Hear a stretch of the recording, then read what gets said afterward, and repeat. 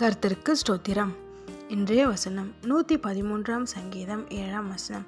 அவர் சிறியவனை புழுதியிலிருந்து தூக்கி விடுகிறார், எளியவனை குப்பையிலிருந்து உயர்த்துகிறார். 113 சங்கீதம் 7 வசனம்.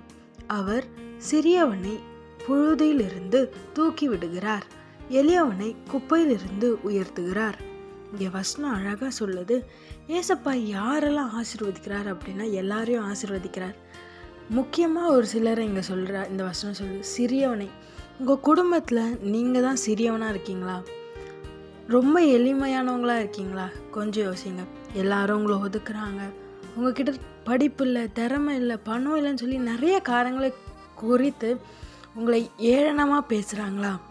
ரொம்ப சிரமப்பட்டு அவங்க முன்னாடி காணப்படுறீங்களா? எல்லா விஷயத்துலையும், அது பணமாக இருக்கலாம், படிப்பாக இருக்கலாம், உங்கள் வசதியாக இருக்கலாம், எல்லாவற்றிலும் மற்றவங்க உங்களை ஏறலாமா பேசுகிறாங்களா? ஏசப்பா சொல்கிறார், உங்களெல்லாம் ஆசீர்வதிக்கிறது அவருக்கு ரொம்ப ஈஸி. ஆமேன். புழுதியிலேருந்து தூக்கி விடுகிறாராம். நீங்கள் எவ்வளோ பெரிய கஷ்டத்தில் வேணா இருக்கலாம், எவ்வளோ பெரிய பாடல வேணா இருக்கலாம், எல்லா விஷயம் ஏசப்பா உங்களை தூக்கி விடுகிறார், குப்பையிலேருந்து உயர்த்துகிறார். ஆமேன். உங்கள் சூழ்நிலை என்ன இவ்வளோ கஷ்டமாக இருக்கேன்னு நீங்கள் நினைக்கலாம், ஆனால் அதுலேயும் ஏசப்பா உங்களை உயர்த்த வல்லவராக இருக்கிறார். விசுவாசிக்கிறீங்களா? யோசேப்புக்கு விரோதமாக அவங்க அண்ணன்கள்லாம் எழும்பினாங்க, ஆனால் கர்த்தர் யோசேப்பை உயர்த்தி ஆசீர்வதித்தார். தாவீதுக்கு விரோதமாக அவங்க சொந்த மகனே அவனுக்கு விரோதமாக எழும்பினார், ஆனால் கர்த்தர் தாவீதை ராஜாவாய் உயர்த்தினார். அந்த மாதிரியே தான் உங்களையும் ஏசப்பா ராஜாவாக உயர்த்துவார். உங்கள் குடும்பத்தார் மத்தியிலும் உங்களை உயர்த்துவார், உங்களை ஆசீர்வதிப்பார்.